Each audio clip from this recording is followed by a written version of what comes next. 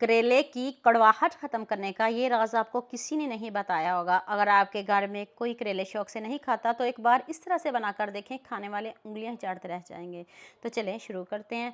पानी जब पकना शुरू हो जाए फिर आपने इसमें आधा किलो करेले डालने हैं, 2 प्याज, 1 टमाटर और साथ में लहसुन के जवे डाल दीजिएगा। 3 से 4 मिनट आपने इसको बहुत अच्छे से पकाना है और साथ में 1 चम्मच नमक डाल दीजिएगा। टमाटर का छिलका उतरना शुरू हो गया है और जो करेले हैं वो भी अच्छे से सॉफ्ट हो गए हैं और प्याज भी देखें सॉफ्ट हो गए हैं।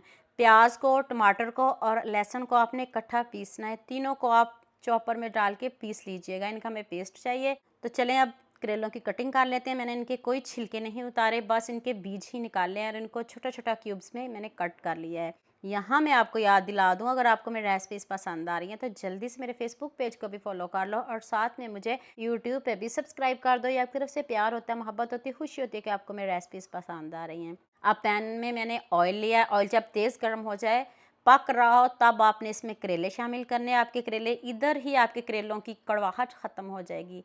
एक चूल्हे पे हमारे करेले रेडी हो रहे हैं तो दूसरी तरफ मैंने कढ़ाई में थोड़ा सा ऑयल लिया है। उसमें मैंने 2 प्याज मोटा मोटा कट करके इनको डाल दिया। इनका कलर चेंज करेंगे। जब इनका कलर चेंज हो जाए फिर हम इसमें पिसे हुए टमाटर, साथ में प्याज हैं और साथ ही लहसुन डाल देंगे। अब इधर हाफ़ टी स्पून हल्दी पाउडर, 1 टीस्पून लाल मिर्च का पाउडर, 1 टीस्पून नमक डालेंगे। क्योंकि नमक का हमने पहले भी इस्तेमाल किया है इसलिए नमक ज़्यादा ना डालिएगा। इधर मसाले की अच्छे से बुनाई हो जाए तो फिर हम इसमें करेले शामिल कर देंगे। अब करेलों के साथ इसकी बहुत अच्छे से बुनाई करेंगे, फिर हम इसमें बाकी चीज़ें डालेंगे। करेले देखें आपने सेपरेट करेलों को आपने फ्राई करना है। अब दोबारा से मैंने 1 टमाटर लिया है और उसको स्लाइस में कट करके डाला है। 2 मरतबा मैंने टमाटर डाला है। 1 चम्मच आपने धनिया पाउडर शामिल करना है। 1 चम्मच धनिया पाउडर डाल दें। हाफ़ टी स्पून आपने इसमें गरम मसाला पाउडर डालना है और देख लें इसकी लुक, इसका कलर।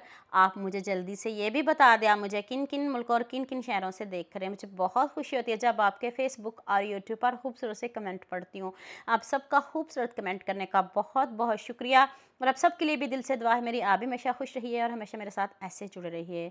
अब मैंने इसमें 2 सब्ज़ मिर्च चॉप करके ऐड किए हैं। आँच को मैंने कम कर दिया है, हल्की आँच पे मैंने इनकी भुनाई की है।